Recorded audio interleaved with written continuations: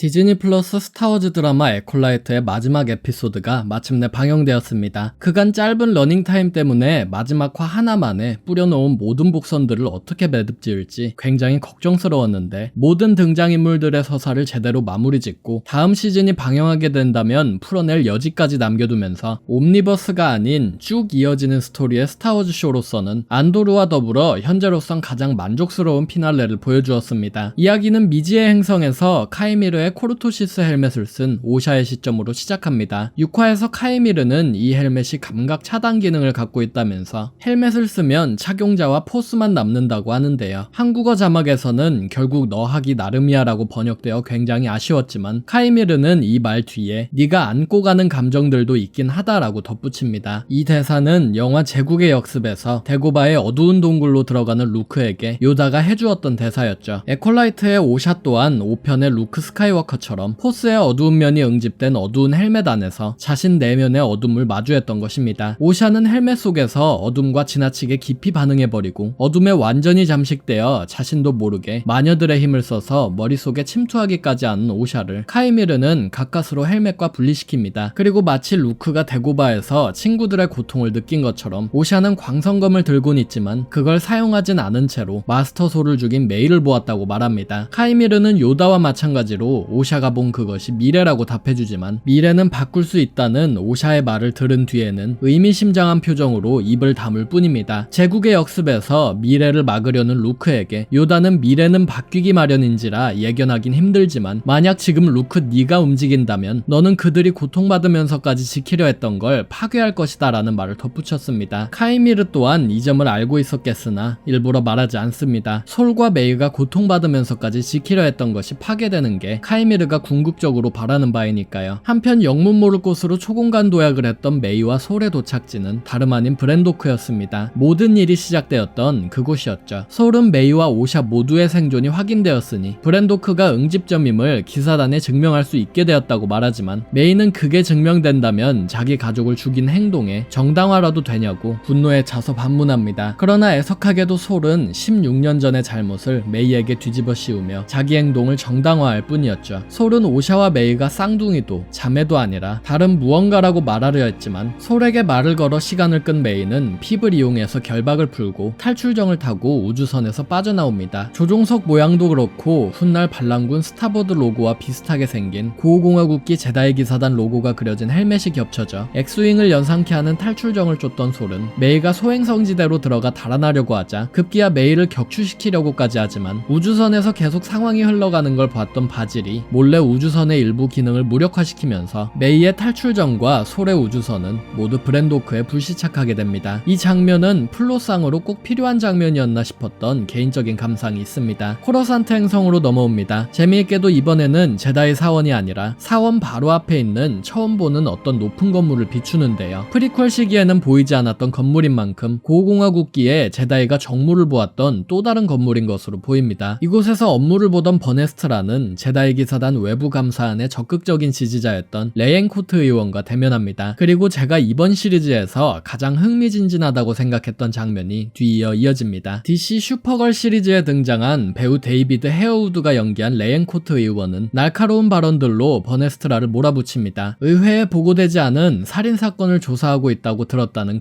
하지만 버네스트라는 위험 요소가 없다고 판단된 사건으로 내부 조사를 진행 중이라고 답합니다. 아직은 캐논 세계관에 희미하게 반영되어 있긴 하지만, 야빈 전투 1000년 전에 있었던 비극적인 루산 전투와 이로 인한 루산 개혁으로 제다이는 공화국의 치안 공무원처럼 정부에 반흡수되어 다뤄졌지만, 그럼에도 불구하고 공화국은 제다이 기사단의 자치권을 어느 정도 보장해주고 있었습니다. 하지만 프리퀄 3부작 때에 접어들면서 펠퍼틴은 제다이 최고 평의회에 자기가 원하는 인사를 안치기까지 하면서 정부의 압박을 거세게 시도했죠. 에콜라이트의 레앤코트 의원 역시 제다이 기사단이 점차 정치에 손과 발이 묶이는 장애물로 등장합니다. 하지만 레앤코트가 시스의 끈아풀이라거나 하는 이유에서 이런 언행을 하는 건 아니었습니다. 그는 자신이 사사로운 욕심으로 이런 검토안을 제시하는 것이 아니라 제다이가 종교로 위장한 무소불위의 거대 조직이자 통제 불가능한 것을 통제하려는 컬트 집단이라고 보기 때문이라는 충격적인 발언을 합니다. 버네스트라는 제다이가 포스를 통제하지 않는다고 말하지만, 레앤코트는 포스를 말하는 것이 아니었습니다. 그는 제다이가 감정을 통제하려 들며 그게 위험하다고 말합니다. 외관상으로는 선과 절 결제를 내세우지만 언젠가는 통제에 실패하는 제다이가 나타날 것이라며 말이죠. 분명히 찾아올 그날이 오면 누가 그 제다이를 막을 수 있겠냐고 레앤코트는 강력히 주장합니다. 제다이가 아니세아의 마녀교단을 이해하지 못했던 것처럼 은하계의 시민들 또한 제다이를 완전히 이해하고 있는 건 아닙니다. 제다이 세력이 정점에 치달은 고공화국기에 레앤코트가 주장한 바는 다른 의원들의 동의를 사진 못합니다. 레앤코트는 의원 대부분은 제다이 없는 은하계를 상상조차 하지 못한다고 말합니다. 우러러볼 영웅이 있으면 눈앞의 문제를 직시하지 않아도 되기 때문이라고 말이죠. 분명 스타워즈 시리즈를 본 것 같은 레앤코트 의원의 모든 주장들은 훗날 사실이 됩니다. 앞서 언급한 감정을 절제하지 못하는 제다이는 당연히 아나킨 스카이워커 이야기죠. 그리고 그가 말한 우러러볼 영웅 또한 앞으로의 일을 예고하는 말입니다. 바로 쉬브 펠퍼틴 최고 수상 이야기죠. 무역연합의 행패를 행성의 자체적인 힘만으로 이겨낸 나부 출신의 의원, 제다이가 아님에도 공화국을 내분으로부터 막은 영웅. 프리퀄 시기와 그 이후의 의회 의원들은 고공화국기와 달라진 바가 없습니다. 다만 그 영웅이 제다이에서 펠퍼틴이라는 인물 하나로 옮겨졌을 뿐이죠. 말을 마친 그는 버네스트라를 투명성 결여 사유로 당시 최고 수상이던 드렐릭에게 고발했으니 청문회를 준비하라고 말합니다. 그리고 비아냥거리며 포스가 함께하기리라는 마지막 인사까지 남기죠. 제다이는 모두가 같은 꿈을 꾸는 줄 알지만 사실 모두가 그 꿈을 공유하고 있진 않습니다. 카이미르와 오샤로 넘어옵니다. 5편 속 루크와 비슷한 행보를 보이는 오샤인 만큼 카이미르도 오샤를 수련이 덜 끝났다며 더 훈련시키려 하지만 오샤는 자신과 메이는 다르다면서 호언장담을 하며 그의 요구를 거절합니다. 그리고 우주선을 타고 출발하는 두 사람을 동굴 안에 어떤 마귀 같은 생명체가 바라보고 있습니다. 모두가 예상했던, 하지만 그 예상보다 훨씬 추악하고 끔찍하게 생긴 다스 플레이거스의 첫 실사 영상물 등장입니다. 지난 영상에서도 언급했듯 플레이거스는 소설에서도 영생의 비밀을 풀기 위해 자신의 스승인 테네브루스와 함께 비정상적으로 오랜 시간을 살아온 인물로 그려졌습니다. 아직은 등장만 해서 그가 어떤 생애를 살아왔는지는 모르겠지만 생명을 창조할 수 있는 응집점에 대해 그가 관심을 보이는 장면만 보여주는데요. 이 시즌이 나오게 되면 그의 이야기도 더 기대해볼만 하지만 이 시즌이 확정되지 않은 현재로서는 이 접점만으로도 영화 시스의 복수에서 생명을 창조하려 했다는 현자 다스 플레이거스의 이야기에 부연 설명이 더 붙어서 좋았던 것 같습니다. 솔과 메이, 오샤와 카이미르, 그리고 솔의 행방을 발견한 버네스트라의 제다이 타격대까지 속속 브렌도크 행성으로 모여드는 상황. 페어가 된 브렌도크의 요새에서 솔은 카이미르와 메이는 오샤와 만나고 네 사람은 각각 결투를 하기 시작합니다. 특히나 진심으로 전력을 다해 싸우는 솔과 카이미르의 결투씬은 게임이나 애니메이션에서 볼 법한 퀄리티에 말도 안 될 정도로 멋진 싸움이었는데요. 5화의 어두침침한 패싸움도 좋았지만 개인적으로는 안무만 두고 보면 이번 결투가 이 시리즈에서 가장 화려하고 멋진 결투가 아니었나 싶습니다. 오샤와 메이의 맨몸 결투 또한 제법 재밌었습니다. 각각 흰색과 검은색 옷을 입고 완벽히 똑같은 움직임으로 서로를 공격하고 방어하는 모습이 음과 양의 싸움 같아서 재밌었는데요. 오샤가 결국 메이와 마찬가지로 메이가 제다이를 죽일 때 하던 포즈를 쓴다는 점도 흥미로웠습니다. 둘로 태어났지만 하나인 존재들이 점점 동화가 되는 느낌이었습니다. 리미터가 해제된 솔은 마지막 순간에 카이미르가 쓰던 트라카타 검법과 비슷하게 자기 광선검을 빠르게 껐다가 다시 키면서 카이미르의 방식으로 카이미르의 광선검을 파괴하고 그를 비무장시킵니다. 그리고 그 순간 메이가 나타나 마찬가지로 솔의 광선검을 빼앗으면서 그를 비무장시키죠. 오샤가 본 미래처럼 메이는 솔의 광선검을 들고 그를 죽이기 일보 직전이었습니다. 하지만 메이는 솔을 죽이길 거부합니다. 모순으로 가득 찬 솔이 살아서 그의 죄에 대한 대가를 톡톡히 치르도록 사법체계에 그를 건넬 생각이었습니다. 솔은 그런 메이에게 최후의 자기 변론을 시작합니다. 포스의 응집점으로 비정상적으로 태어난 너희를 구할 생각에 이 모든 일을 저질렀을 뿐이라면서요. 그러나 포스의 응집점을 누가 어떻게 휘두르건 그건 제다이의 문제입니다. 제다이가 브렌도크 행성에서 쌍둥이 가족에 개입하지 않기로 결정했더라면 아무 문제가 없었을 일입니다. 메이는 그래서 자기 엄마를 죽인 거냐고 물어보았고 솔은 끝끝내 그렇다고 고백합니다. 솔의 고백은 뒤에서 그의 이야기를 듣고 있던 오샤의 귀에도 들어갑니다. 솔은 당황해서 그게 옳은 일이었다고 변명하지만 그의 치졸한 말들은 16년 전에 제다이가 되고 싶다는 꿈 하나만 남고 자신이 사랑하는 모든 것이 불탄 오샤를 뒤흔들기 시작합니다. 메이에게도 카이미르에게도 그토록 호언장담하며 솔과 제다이가 그럴 리 없다고 말해온 오샤. 16년 동안의 그 모든 믿음과 희망과 미래에 대한 꿈, 자기 자신의 일부를 희생하면서까지 되고팠던 제다이의 민낯을 오샤는 보고야 말았습니다. 그리고 오샤가 16년간 꾹 눌러왔던 모든 감정들은 분노와 슬픔, 고통과 증오가 되어 솔이 쓰던 광선검을 새빨갛게 피로 물들이기 시작합니다. 게임과 코믹스에서만 보았던 카이버 수정 블리딩을 볼 수 있어서 정말 좋았는데요. 그 어떤 단어로도 형용할 수 없는 비참한 감정을 느낀 오샤는 솔을 포스로 목 졸랐고, 솔은 죽어가는 마지막 순간 괜찮아 라는 말을 남기고 그 자리에서 사망합니다. 마지막 순간에 일부러 무기를 거뒀던 인다라, 스스로 독약을 들이킨 톨빈처럼 솔 또한 죽음을 앞두고 죄를 인정한 채로 죽음을 맞이합니다. 그리고 분노에 찬 오샤가 휘두른 한때 자신이 스승이자 아버지처럼 여긴 솔의 유품이 된 광선검은 새파란색을 잃고 붉은색으로 물들었습니다. 오샤가 보았던 미래는 메이의 것이 아니라 자기 자신의 미래였던 겁니다. 시스는 자신의 광선검을 만들지 않습니다. 제다이의 것을 빼앗고 카이버 수정을 빨갛게 피흘리게 만들 뿐이죠. 오샤는 또 한 번 시스의 길로 한 발짝 가까워집니다. 버네스트라가 이끄는 제다이 타격대가 브렌도크의 땅을 밟자마자 버네스트라는 카이미르의 기운을 느끼고는 곧바로 그가 살아있었다는 사실을 알게 됩니다. 6화에서 보여준 그대로 카이미르는 한때 버네스트라의 제자였는데요. 미래를 볼 수 있는 버네스트라가 카이미르의 내면의 악을 보고 내친 것이 아닐까 싶습니다. 마치 라스트 제다이에서 루크가 벤솔로에게 그러했던 것처럼요. 그리고 루크와 마찬가지로 버네스트라의 선택은 제자를 더더욱 안 좋은 길로 내몰았을 뿐입니다. 등짝에 광선 채찍으로 호되게 맞은 카이미르가 버네스트라의 기운을 느끼고 후다닥 헬멧을 뒤집어 쓴 장면은 인간적이라서 웃겼습니다. 버네스트라는 간발의 차로 카이미르를 놓치고 시신이 된 오랜 친구 솔과 마주합니다. 제다이가 오고 있다는 걸 알아차린 오샤와 메이는 과거에 메이가 브렌도크에서 살아남은 방법대로 요새에서 빠져나갑니다. 제국의 역습에서 루크가 높은 곳에서 떨어지고도 살아남은 것처럼 동력원 근처에 환풍구가 있어 그곳으로 빠져나온 것인데요. 바지를 선두로 제다이가 두 사람의 뒤를 바짝 뒤쫓는 가운데 쌍둥이는 16년 전에 제외하지 못했던 노란 분타나무 아래에서 눈물의 제외를 합니다. 하지만 제외도 잠시 제다이가 추격해오는 상황에 쌍둥이에겐 시간이 없습니다. 신뢰를 잃은 제다이를 믿을 수 없는 현 시점에 오샤가 원하건 원치 않건 기댈 곳은 카이미르 하나뿐입니다. 단 카이미르는 시스의 존재를 알고 있는 메이를 죽이려 하고 있기 때문에 오샤는 카이미르에게서 훈련을 받는 대신 메이를 살려달라고 조건을 답니다. 제다이가 기억을 읽을 수 있는 만큼 카이미르는 메이의 기억을 영원히 지운다는 조건을 달고 그녀를 놓아줍니다. 간신히 제외해서 오해를 풀었지만 다시 처음으로 돌아가야 하는 오샤와 메이, 서서히 기억이 지워지면서 두 사람이 한평생 기억했던 노래까지 있는 모습은 정말 가슴이 메어지는 장면이었습니다. 그렇게 제다이가 체포한 메이는 기억이 없는 빈 깡통이었습니다. 8살짜리 꼬마이던 시절의 기억 말고는 머릿속에 남아있는 게 하나도 없는 메이. 버네스트라는 그런 메이를 자신의 사무실로 데려와 그 기억은 네가 꼬마이던 시절의 기억이고 그 일을 일으킨 장본인은 자상하고 똑똑하며 연민을 아는 사람이었으나 끔찍한 짓을 한 제다이였다며 있는 그대로의 사실을 전해줍니다. 솔은 오래도록 실수의 무게를 안고 살았던 탓에 이성이 망가졌고 사랑이라는 명목하에 자신의 이기적인 행동들을 정당화했다고 말합니다. 대신 버네스트라는 긴급 소집된 의회 청문회에서 최근 코파르에서 발생한 사건과 16년 전 브렌도크 사건 그리고 제다이 연쇄살인 사건까지 거짓이 들통나는 것을 막으려던 변절한 제다이 솔이 공모자들을 죽인 참사라고 다시 한번 진실을 은폐합니다. 단 한 사람이 독단적으로 일으킨 일이라면서 말이죠. 진실은 그렇게 또다시 묻히고 제다이 개인의 선택은 기사단이라는 집단 전체의 원죄의 균형을 또다시 흔듭니다. 기사단의 정치권이 개입하는 걸 가까스로 막는 버네스트라는 기억을 잃은 메이와 함께 이번에는 오샤와 카이미르를 찾기 위한 여정을 떠나려 합니다. 두 사람이 찾으려는 오샤와 카이미르는 역시나 이번 작품에서 자주 오마주된 제국의 역습 마지막 장면처럼 먼 발치를 쳐다보며 다가올 미래에 대비하죠. 쿠키 영상이라면 쿠키 영상인 장면도 등장합니다. 쇼에 절대 등장하지 않을 거라던 요다에게 버네스트라가 찾아오는 장면인데요. 얼굴도 보여주지 않는지라 어느 관점에서 보면 틀린 말은 아니라고 할 수 있겠습니다. 에콜라이트는 이로써 짧다면 짧고 길다면 긴 7주간의 여정을 끝마쳤습니다. 그리고 정말 쇼러너의 말처럼 이 시즌이 확정되지도 않은 현재 스토리를 도중에 확 끊어버린 드라마 아소카와는 다르게 끝맺을 지점은 확실히 끝맺고 차기 시즌의 여지를 주더라도 충분히 시청자가 그 결말을 상상할 수 있을 정도로만 여지를 주는 멋진 피날레를 주었습니다. 예컨대 다스 플레이거스는 오샤를 통해 훗날 영생의 단서가 될 포스의 응집점에 대해 알게 되고 메이와 함께 여정을 떠난 버네스트라는 궁극적으로 시스의 정체가 프리퀄 시기까지 밝혀지지 않는다는 점에서 솔과 비슷한 결말을 맞이하고 1시즌에서의 버네스트라의 역할을 요다가 맡는 식으로 역사가 반복될 터입니다. 그리고 그런 가운데 자연스럽게 시스의 둘의 규율에 대해서 요다가 어렴풋이 알게 될 것이고요. 만달로리안 같은 옴니버스 느낌의 쇼도 좋지만 역시 매주 공개되는 스타워즈 시리즈면 스타워즈 팬들이 좋아하는 추리와 가설을 채용한 이런 시리즈가 가장 어울리지 않았나 싶었던 작품이었습니다. 추리와 더불어 호러 장르 그리고 동양 무협 영화의 요소를 적극적으로 채용한 점도 좋았고요. 에콜라이트의 액션팀은 앞으로도 쭉 스타워즈 프로젝트에 남아주었으면 하는 바람이 있습니다. 다만 다음 시즌이나 차기 시리즈에는 부디 쇼의 러닝타임 문제를 해결해 주었으면 하는 큰 바람도 함께 듭니다. 사건에 대한 이해와는 별개로 주인공들의 서사와 감정이 딱 필요치 혹은 그 이하로 묘사되어 수수께끼와는 별개로 캐릭터들의 행동의 진위를 알아채기 힘든 부분들이 꽤 많았습니다. 특히 어맨들라 스탠버그가 1인 2역을 멋지게 해낸 것과는 별개로 쌍둥이들의 감정선은 에피소드 2개를 통째로 할애해서 보여주었음에도 완전히 납득하고 소화하기까지 시간이 꽤 걸린 점은 굉장히 아쉬웠던 것 같습니다. 쉴 새 없이 달려온 쇼의 마무리로는 만족스러운 에피소드였습니다. 결말이 난 현재 다시 쇼를 돌아보면서 시리즈의 플롯을 다시 한꺼풀 한꺼풀 벗기며 곱씹어 본다면 정말 재미있을 것 같습니다. 오늘의 영상은 여기까지입니다. 채널 구독하기와 영상 좋아요, 후원은 채널 유지에 큰 도움이 됩니다.